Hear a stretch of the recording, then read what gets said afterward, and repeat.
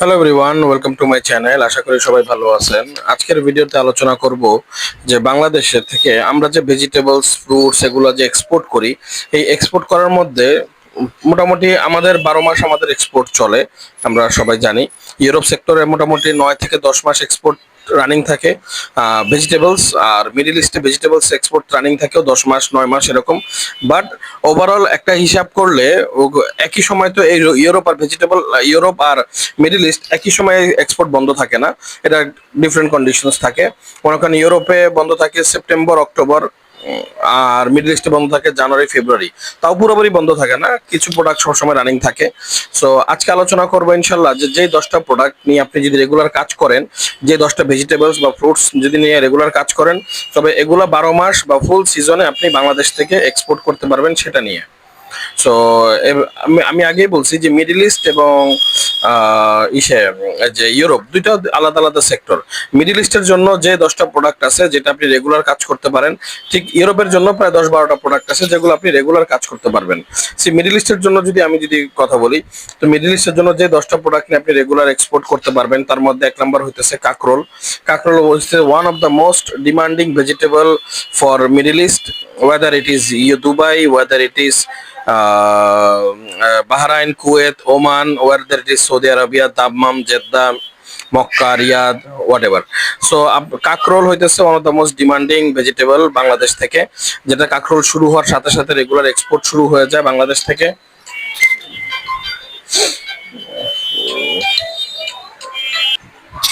কাকরোল one of the most demanding product হলো কাকরোল, যেটা বাংলাদেশ থেকে রেগুলার এক্সপোর্ট হচ্ছে।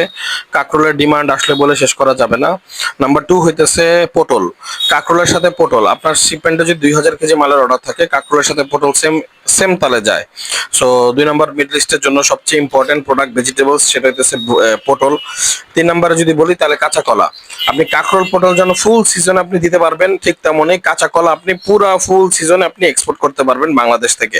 এটা এমন না যে শুধু আপনি ফেব্রুয়ারি মার্চ এপ্রিল বন্ধ করলেন, তারপর আবার নেক্সট আবার গিয়ে ইসে করলেন, পরের 2 মাস করলেন বা 3 মাস করলেন না, এরকম ব্যাপারটা এরকম না।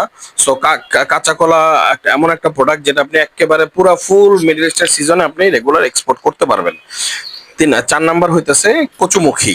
কচুমুখী is one of the most important product vegetables, যেটা বাংলাদেশ থেকে রেগুলার সৌদি আরবে এক্সপোর্ট হচ্ছে। মুখী বাংলাদেশে একবার এক এক দামে হয়। আমি বলি, আমার এখনো মনে আছে 2024 সালে মুখী আমরা 80 টাকার কিনছিলাম, 90 টাকায় কিনছিলাম। বাট 25 সালে এসে মুখির দাম হয়ে গেছিল 30 টাকা, 32 টাকা, 31 টাকা এরকম। সো মুখী একটা রেগুলার আইটেম, যে ভেজিটেবলসটা মিডল ইস্টে রেগুলার এক্সপোর্ট হচ্ছে। তো এটা হচ্ছে 4 নম্বর। 5 নম্বর আসতেছে আম। আপনি আম যেমন ইম্পর্টেন্ট প্রোডাক্ট, পুরো ফুল আমের সিজনে আম দিতে পারবেন।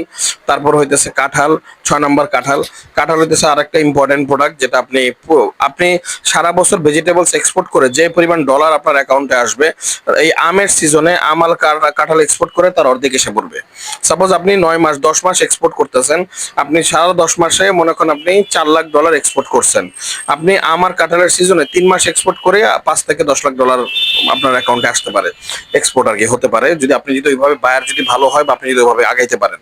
সো 6 নম্বর হচ্ছে কাঁঠাল। 7 নম্বর যদি কথা বলি, 7 নম্বরে আসে হলো পাকা তেঁতুল। পাকা তেঁতুল আমাদের সবসময় অর্ডার থাকে, ওয়েদার ইট ইস মিডল ইস্ট, ওয়েদার ইট ইস ইউরোপ। পাকা তেঁতুল হইতেছে যদিও সবসময় দাম বেশি, এটা গত বছর দাম প্রচন্ড পরিমাণে বাড়ছিল, এটা প্রচন্ড পরিমাণে বেশি দাম। পাকা তেঁতুল রেগুলার এক্সপোর্ট হয় বাংলাদেশ থেকে, এবং পাকা তেঁতুলের কোনো সিজন নাই, এটা 12 মাস 10 মাস রেগুলার আসে, এবং রেগুলার আপনি নিতে পারবেন, এবং আপনি আপনার বায়ারকে রেগুলার পাকা তেঁতুল এক্সপোর্টের জন্য দিতে পারবেন। 7 নম্বর গেল পাকা তেঁতুল। 8 নম্বর আসতে পারি আমরা হইতেছে কাঁচা কলা বলা হয়েছে। 8 নম্বরে আসতে পারি হইতেছে পাকা তেঁতুল গেছে।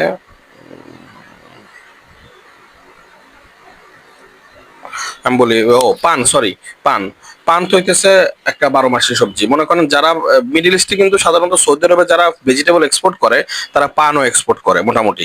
প্রত্যেক পানের এক্সপোর্টার ভেজিটেবল এক্সপোর্ট করে, বাট প্রত্যেক ভেজিটেবল অবশ্য পান করে না, বাট ম্যাক্সিমাম পানের এক্সপোর্টারই ভেজিটেবল এক্সপোর্টের সাথে জড়িত। তো পান তো আমরা জানি যে পানের ব্যাপারে যে বাংলাদেশ থেকে সবচেয়ে বেশি হাই ভ্যালু প্রোডাক্ট হতেছে পান, যেটা সবচেয়ে বেশি বিদেশ থেকে ইনসেন্টিভ আসার ক্ষেত্রে বা বিদেশ থেকে ডলার আসার ক্ষেত্রে কাজ করে।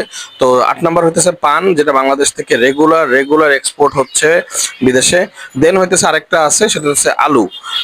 আলুও বাংলাদেশ থেকে রেগুলার, একেবারে রেগুলার এক্সপোর্ট হচ্ছে। আলুর কোনো মানে কোনো নাই, বাস বিচার নাই। মিডল ইস্টের প্রত্যেকটা দেশে রেগুলার বাংলাদেশ থেকে বাই এয়ারে হোক, বাই কন্টেনার জাহাজে হোক, যেভাবে হোক আলু এক্সপোর্ট হইতেছে। আর আলুর সাথে যেমন আরেকটা জিনিস যেটা আমি বলছি, শুকনা বড়ই। শুকনা বড়ি, যেটা আমরা না বললে নাই। আমার মনে আছে যে আমি আব্বুকে রেগুলার শুকনা বড়ি দিতাম, রেগুলার। আব্বু শুকনা বড়ি, শুকনা মরিচ, আমফলি, এই তিনটা আইটেম রেগুলার আমরা দিতাম। এবং এই তিনটা আইটেম যেহেতু মিডল ইস্টে রেগুলার যায়, এগুলো নিয়েও কাজ করতে পারে। নেক্সট ভিডিওতে আমি ইনশাল্লাহ এই তিন চারটা আইটেম নিয়ে একটা কথা বলবো। আরেকটা ছিল রেগুলার পানের সাথে আমরা রেগুলার করতাম, সেটা হচ্ছে সুপারি। বাট রিসেন্টলি সুপারি ব্যান্ড হয়ে যাওয়াতে গত বছর সম্ভবত সৌদি আরব সুপারি এক্সপোর্ট বন্ধ করে দিছে। তো ব্যান্ড হয়ে যাওয়াতে সমস্যা হয়ে গেছে। জাহাজ পথে হয়তোবা যায়, বাট বাই এয়ারে হয়তোবা সুপারি যায় না। সো এই 10টা বা 9টা বা 10টা আইটেম যেগুলো আপনি নিয়ে যদি রেগুলার কাজ করেন, আমি আশা করি যে এগুলো থেকে ভালো প্রফিট বের করা সম্ভব এক্সপোর্ট করে। সো এই 10টার মধ্যে আমি আবারও বলি, নাম্বার 1 কাকরোল, পটল, তারপর কচুমুখী, কাঁচা কলা, তারপর সব ধরনের আম, সব ধরনের কাঁঠাল, তারপর হইতেছে কাঁঠাল 6 নম্বর, তারপর হইতেছে পাকা তেঁতুল, তারপর হইতেছে পান, পাকা তেঁতুল, পান, আর দুটা কি কি যেন বললাম, ও শুকনা বড়ই। শুকনা বড়ই আছে, আর সুপারি।